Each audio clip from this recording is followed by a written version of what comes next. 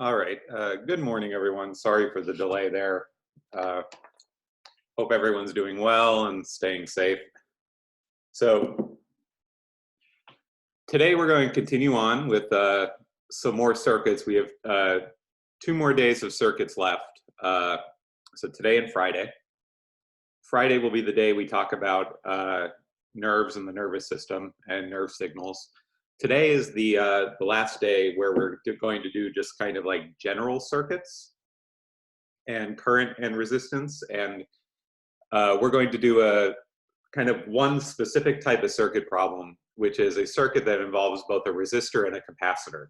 This is chapter 23.7 in the textbook, and all the problems from for today will kind of relate to the one we do in class here.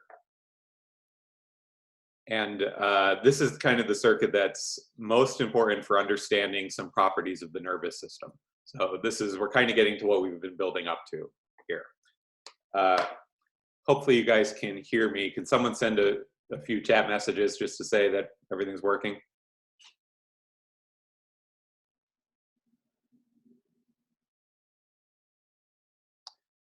All right.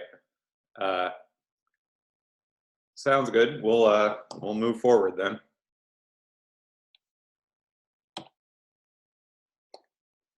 So the thing we need to consider when we're going to have current moving around, let's say in a nerve cell, in an axon, ions moving from one side of a cell membrane to another, that cell membrane, as we talked about, acts like a capacitor. So we need to understand how capacitors act when they're put into circuits, when they're connected to a power source like a battery, or when they're connected, if they have charge in them, what happens when we connect them like through a resistor? When we connect one side of the capacitor to one side of the resistor, one side to another. We want to know, how does the charge move? Can we predict how it moves, how quickly it moves, how much charge is on the capacitor at any given time? That's our goal for today. So this is here on the left, you can see that we have a little animation of a capacitor. So we have a lower plate here and an upper plate, and the blue dots show the electrons that are moving around inside these conducting plates. So here, we can imagine maybe that we have this capacitor attached to the battery. And essentially what we're seeing is something like this, where we might have the positive end of the battery connected to the bottom plate here, the negative end of the battery connected to the top plate. And so, crap, I put all that effort into it. Oh well, you guys get the idea that the negative end of the battery is connected up here and the positive end down here. So what that does when we connect that battery is that the electrons want to move from the negative end to the positive end. So that negative end of the battery pushes all the conducting electrons in this conducting wire and plate down onto this plate, essentially charging the capacitor. So this is one way in which we might put charge onto this capacitor device. As the electrons build up on the top plate, they push away the electrons on the bottom plate, leaving the bottom plate with a net positive charge. So we end up getting a change in stored energy there. And so we say that we have a voltage across the plates. So moving those charge around and putting that charge onto those plates stores energy, and that gives us a voltage difference from one side to the other. This is what we would call the voltage on the capacitor, and essentially the size of this voltage is proportional to the amount of charge you have on the plate. The more charge, the bigger this voltage. And that's the first property of capacitors in circuits. This voltage here, the charge is going to move onto this plate until the voltage here is equal to the voltage from the battery. So the amount of charge that it takes to get to that voltage is a property of the capacitor. They're proportional, but so basically the charge you need to get that voltage across the capacitor, that's Q here, is proportional to the voltage that builds up across the capacitor. And the proportionality constant is this number C. It's an experimental constant that determines, it's basically built, depends on the geometry of the capacitor. The bigger the plate, the more charge you need to get the same amount of voltage. We're not going to really discuss how C depends on the geometry, other than to say that it's a proportionality constant here. And it's a property of the capacitor that usually if you buy capacitors in electronics context, they're sold based on how much their capacitance is. This number has units of charge per volt. So because it basically tells you how much charge you need to get a certain voltage across the capacitor. So the units are coulombs per volt, which we call the farad in honor of physicist Faraday, who studied electric and magnetic fields. We're not going to be talking about this unit much, but it comes up a lot in electronics. So that it's an SI unit and the symbol is F, just so you guys kind of know it. Really, this lecture is the only lecture in which it's going to be important for us.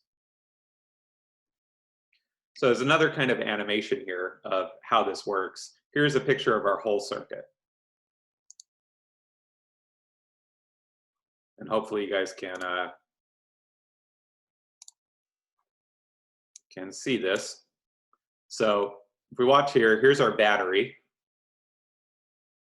And the blue dots are electrons moving through the wire. So you can see the electrons are pushed away from the negative end of the battery, causing negative charge to build up here on the negative plate, pushes electrons off of the other plate, leaving that plate positive. And eventually the circuit is complete, these electrons go back to the battery. So this current moves until the charge builds up to the point that the voltage is equal to the voltage from the battery. And current slowly slows down to a stop at that point. And then the animation starts over again. So the current then stops, but if, for instance, we remove the battery and then put in a resistor in its place, all of that charge that's essentially stored on the capacitor plates will want to leak off and go as current through the resistor.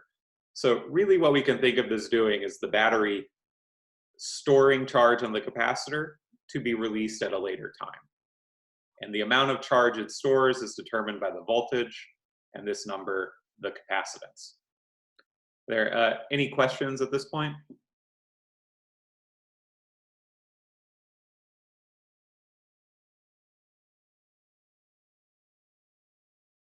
Okay, so our goal for today's lecture is to see how charge eventually builds up on this capacitor plate and how it leaks off later if we connect it to a resistor or something.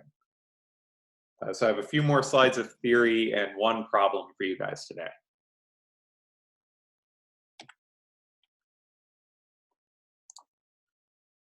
So here's our, let's say we've taken this capacitor over here and we've already charged it with a battery. So the charge is kind of stored on this guy. Its capacitance is C. And we have it in this circuit with a resistor R. And there's this little switch here that we could close anytime we want. So what we're going to see, I'm going to just state this as kind of an experimental fact for you guys, though you can prove it mathematically as well, though we won't be doing it in this class, is that the charge on the capacitor, the charge is going to kind of release. Once we close the switch, it's going to release at an exponential rate. So we start, and that's going to cause the voltage on the capacitor to decrease at an exponential rate as well. Also, we'll have a current that starts off really high and then decreases again at an exponential rate. I'm going to kind of give you a graph here of at least one of these things so you can see what I mean. So the charge that we start out with on the capacitor starts out at some really high value. And if we close the switch at time equals to 0 seconds, the charge on the capacitor will drop exponentially until eventually about 2/3 of the charge leaks off at a time given by R times C. That's why these numbers are important. The resistance times the capacitance gives us a measure of how long it takes the charge to leak off the capacitor. The higher any one of those numbers, the longer it takes. So you can see it about 2 times whatever this time is. Then we've gone to around 80% of charge leaked off. 3, it's around 90. So this is like an exponential decay equation, a lot like we saw with the damped pendulum or damped oscillator system. So more or less, we can kind of take those results, change some of the variables in the equation, and apply them to this problem.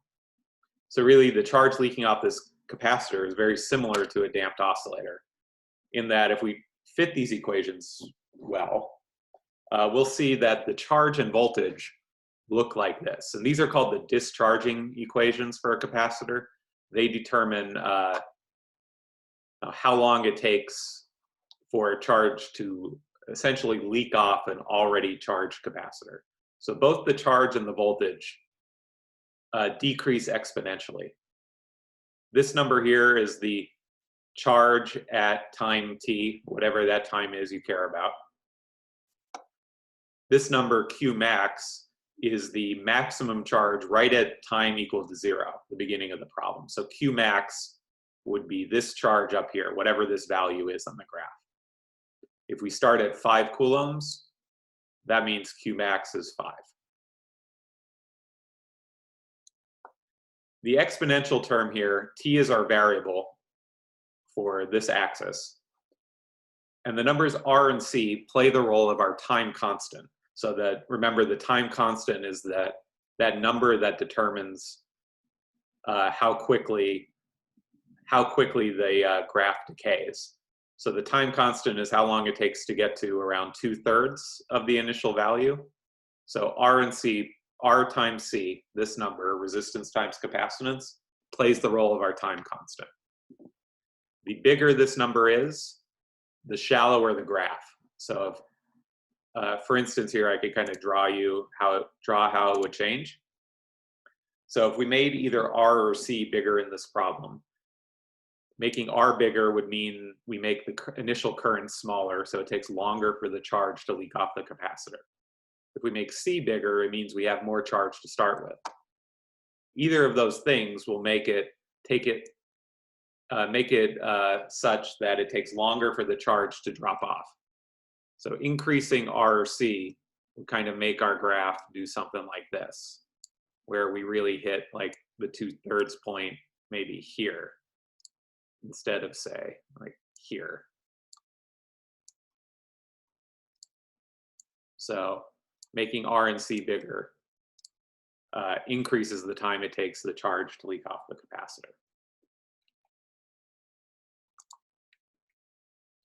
So that is our time constant, and you can see that appears in the graph here.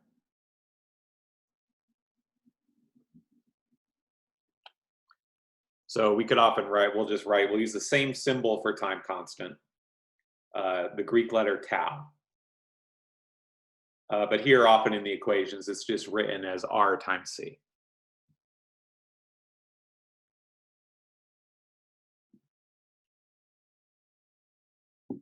Okay, and one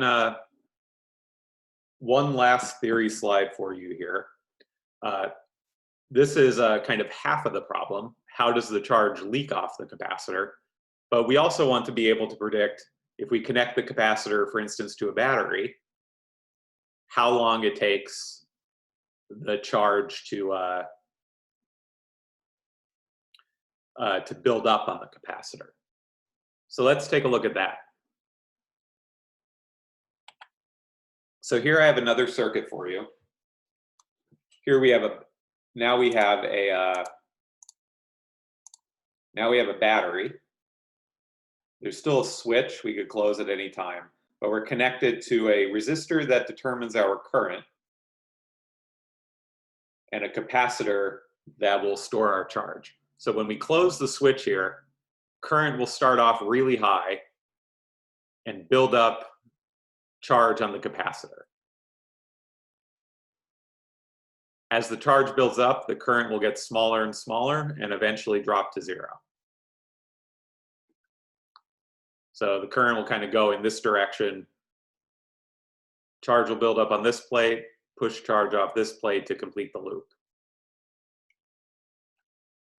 Eventually, we'll build up this voltage on the capacitor that will be, and the current will stop when this voltage is equal to the voltage on the battery.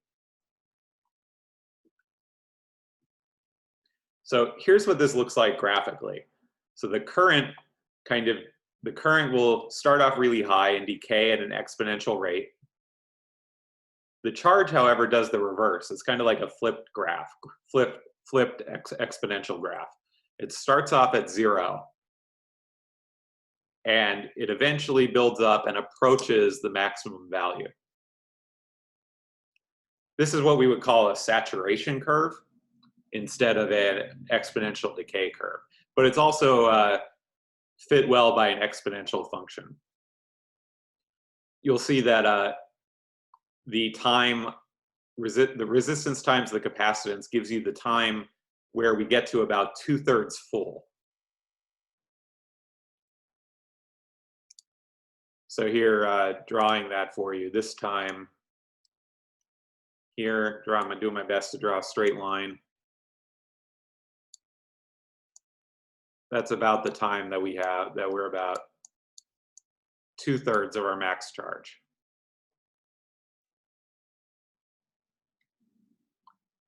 So the equations that describe this curve are really just an exponential equation with an extra term in there.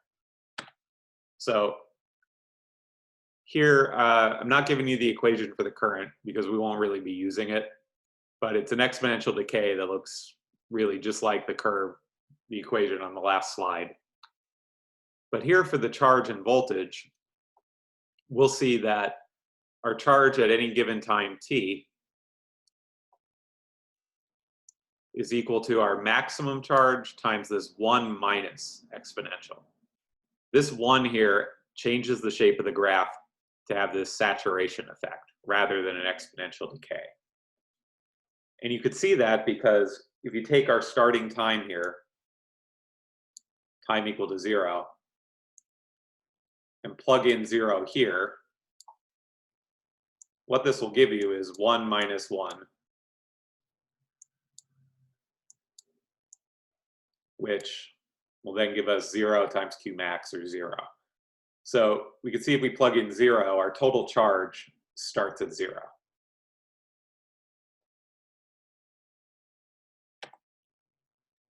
Let me reset the drawings here. 1 second. And if we put in a really, really big time, so doesn't really matter what it is, but let's pick a really big time later on. What that would mean is that t here becomes a really big number. And since there's this minus sign in the exponential, that really big number makes this whole exponent at really big times go to 0. So we end up at really big times just having maximum charge times 1. So as we get to really, really big times, we get closer and closer to the maximum charge. And the same properties apply to the voltage. At really large times, we approach the voltage on the battery. At time equal to 0, we'll have 1 minus 1 here, giving us, that means we start 0 volts across the capacitor when there's 0 charge on it. So it kind of makes sense and confirms to what we should expect. Still, the time constant for the charging is the same. It's the resistance in the circuit times the capacitance. We'll still use the same symbol tau. And it's the time it takes to get to about 2/3 full instead of 2/3 empty. But otherwise, it has the same meaning and the same kind of the same interpretation.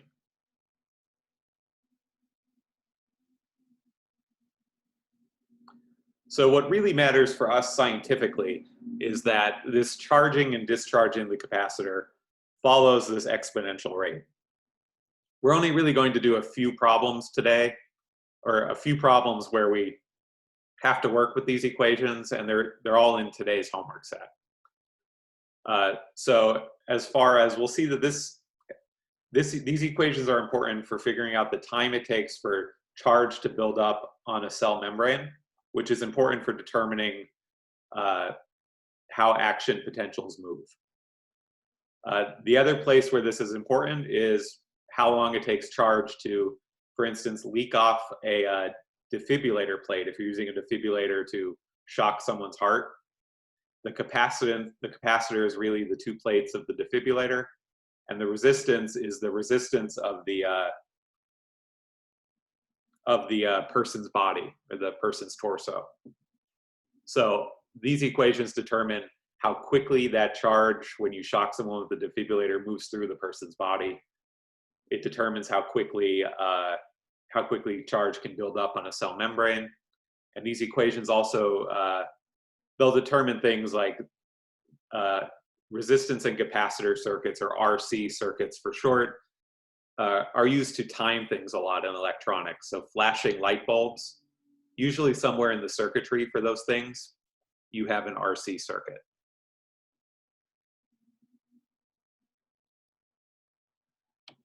So here, I want to work through one problem with you guys today.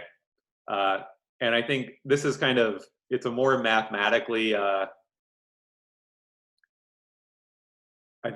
algebra is a bit more complicated with these problems. So what I'm going to do is work through this problem, and then we'll call that the day for the class. And I'll hang out if you guys want to go and work and try to do a few of the homework problems while you're in the Zoom chat with me. I'm happy to hang out and do that.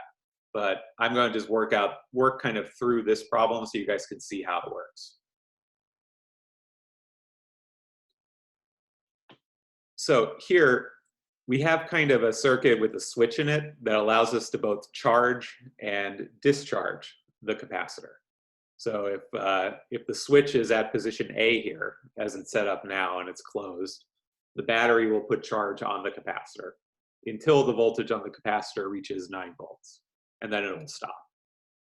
And then whenever we want to, we could switch the switch in the circuit to B,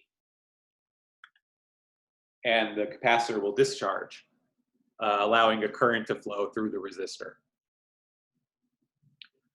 So here, we want a few things in the problem. The problem asks us for the current immediately after the capacitor is closed, immediately after the switch is closed to point B. So we charge the capacitor and then we switch to B. Immediately, what's the current? And then afterwards, we want to know, what is the current in the resistor 25 microseconds later?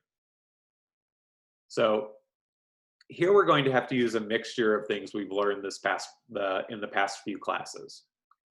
We're going to need our capacitor charging and discharging equations.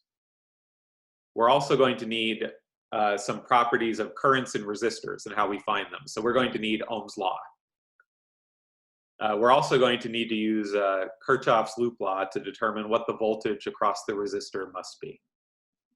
So this problem kind of combines everything we've learned about circuits up until this point, or most of the things anyway.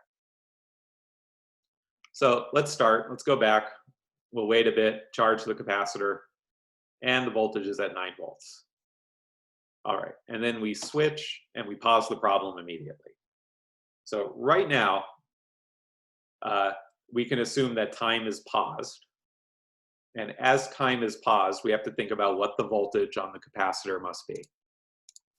So we charge it up so that the capacitor is full.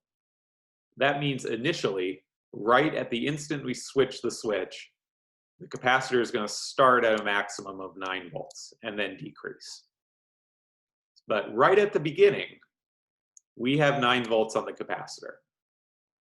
So let's use Kirchhoff's loop law to figure out what that must mean initially about the current through the resistor. Well, So the initial current's going to go from capacitor through the resistor and then back, eventually discharging the capacitor. Using the loop law, the voltage across the resistor must be equal and opposite to whatever the voltage across the capacitor is. So we're going to start with 9 volts. Positive and negative side are going to be oriented like this. That means on the resistor, we have to lose 9 volts as the current moves through the resistor. At later times, both of these voltages will drop. But right at the beginning, we're going to have 9 volts across the resistor.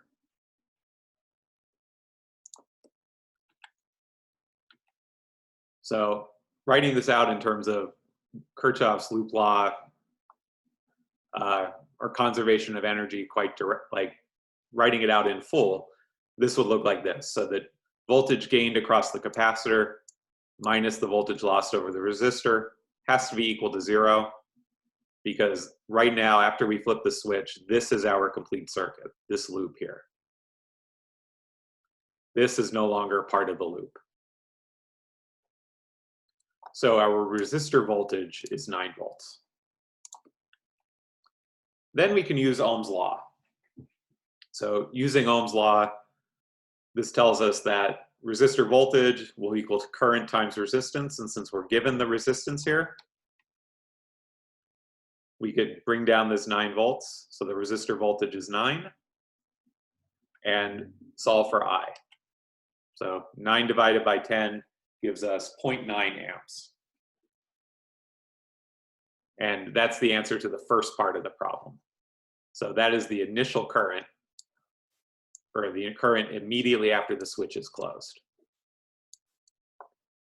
As the charge leaks off the capacitor, the voltage will decrease. So if we wanted to find the current at a later time, we would need to find the voltage at a later time and then do Ohm's law again. But otherwise, it's the same logic. So to find that voltage at a later time, we would have to use the capacitor discharging equation for voltage and plug in the time we care about.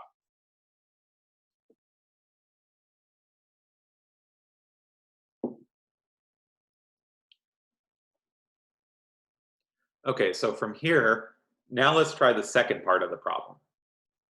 So now we want to know, basically we want to work through those steps I just described and find the current 25 microseconds later. I'm sorry, I changed this. On the second slide, apparently I changed it to finding the charge. But we can do both as extra practice. So let's find the charge on the capacitor 25 microseconds later.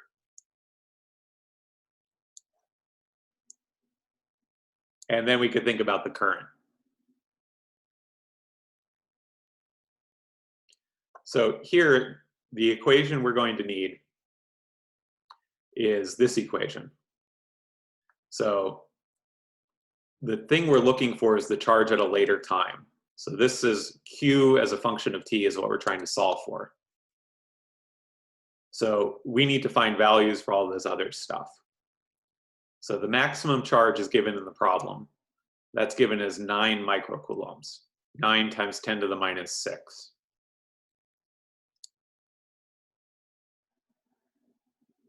So that's our Q max. Our time constant, resistance times capacitance, we have those numbers here. So our capacitance is given as 1 microfarad, which is kind of the general, a farad is again one of those units that's really big for most applications. So microfarads are a common unit you see. So 1 times 10 to the minus 6 farads and times 10 ohms. And since we want the charge 25 microseconds later, that means T is going to be 25 times 10 to the minus 6.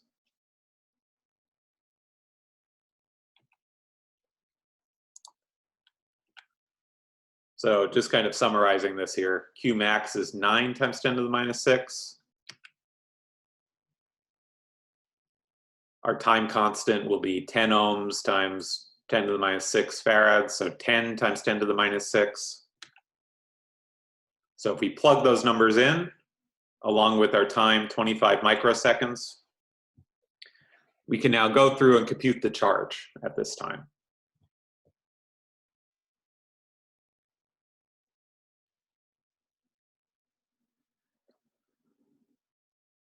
So if you work through and you multiply this out, E is of course the exponential constant, Euler's number.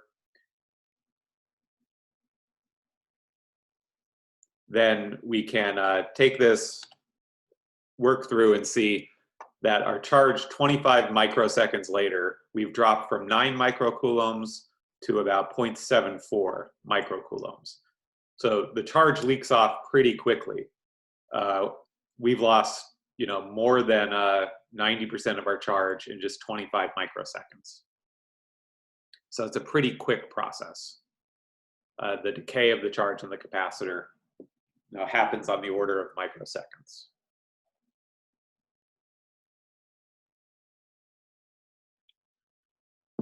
So if there aren't any questions at this point, I think for our practice for you guys, I'd like you guys to try to work through finding the voltage on the capacitor at 25 microseconds. So we're going to have to go back. Let me quickly set up a slide for you guys to do that. So I'm going to take our circuit figure, put that here. And the equation you're going to need is the voltage discharging equation, which will be here.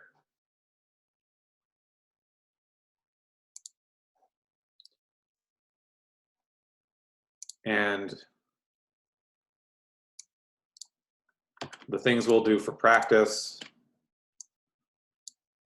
Sorry, this is kind of put together at the last minute here, but we're going to solve for what is the voltage and current in the resistor 25 microseconds later.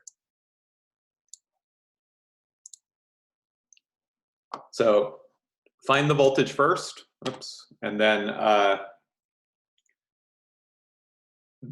try to find the current. And when you get answers for those two things, send them in the group chat so people can compare. And if you have questions about the math or how to use the exponential equations, let me know. I'll be quiet now and let you guys work for a bit.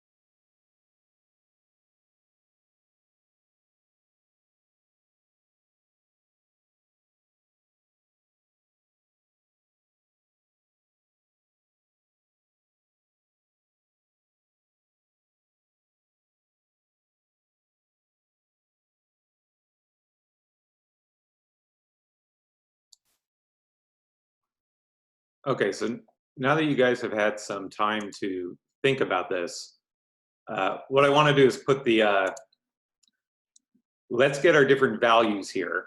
So we're going to need a few things. It's highlighting, we're looking for the voltage on the capacitor at some later time. So that's what we're looking for.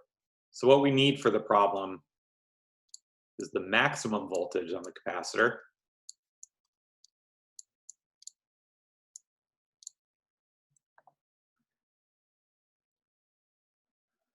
And the maximum voltage, the value of RC, and the time. So someone can text these values.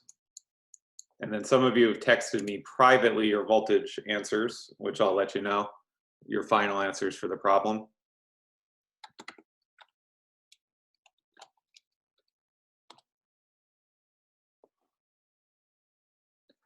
So what are these values, just for the sake of the recording, so you guys have it later? What are these values going to be?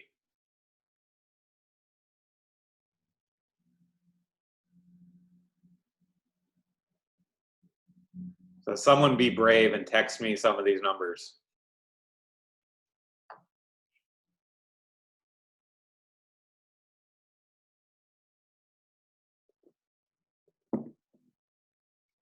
All right, thank you, Jameson. Vmax is going to be 9 volts. Right at the start of the problem, it's going to be equal to the voltage on the battery because the capacitor is fully charged. All right, good. Owen, the time we're looking for, yep, is 2.25 times 10 to the minus 6.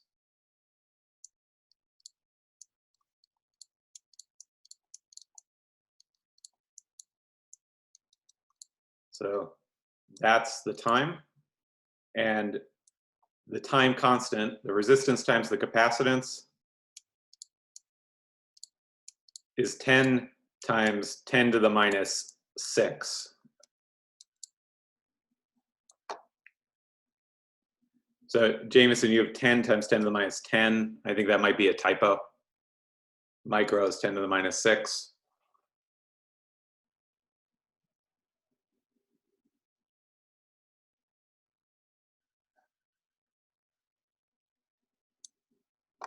Yep, okay, no problem. So now take these numbers, let's get the voltage at the later time here. So some of you have texted, have put this in the chat to me privately. If you have the correct answer, just hang out for a bit. Other people, as you work through it, I want to see more people send me an answer.